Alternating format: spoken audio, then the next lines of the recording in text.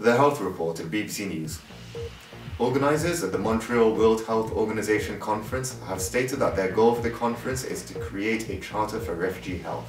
To facilitate the relationship between country delegates, pharmaceutical representatives and NGOs, organisers have implemented a new twin initiative, the Social Responsibility Score and the Public-Private Feasibility Index. For this, we welcome to the programme Jodie Cartwright, an economist from the World Bank. Hello, Darren.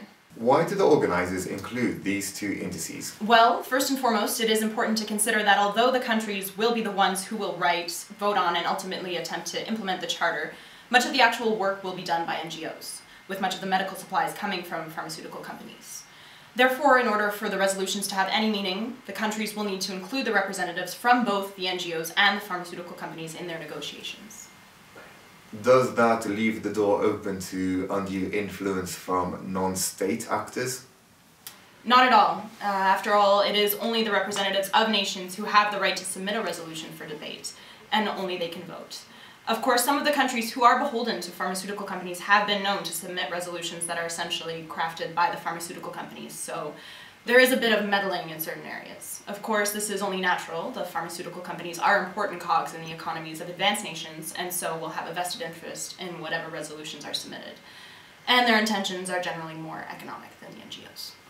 Are you saying that the pharmaceutical companies will use countries as proxies to control the world's approach to refugee health? No, Darren. All I'm saying is that this relationship is very important to understand when we look at how the legislation is valued. A charter that has no support from any pharmaceutical company will have little chance of success on the ground. It appears as though NGOs and pharmaceutical companies work in completely different worlds. Far from it. After all, they work very closely together. NGOs that intervene in refugee situations need to bring medicine, for example.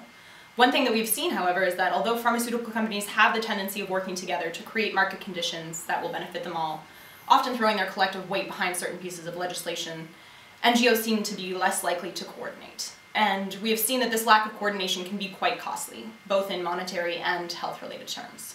It's definitely something that requires further research. The pharmaceutical companies seem to have quite a lot of power. Yes, they do, Darren.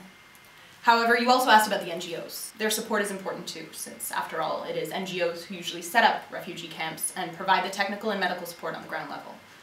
They have a different agenda, though. They are more idealistic than the pharmaceuticals and will be more inclined to support legislation that gives more rights to refugees. Thank you, Jodie. You have given us quite the picture. This was the BBC Health News Report. Remember to tune in to our round-the-clock coverage at the conference.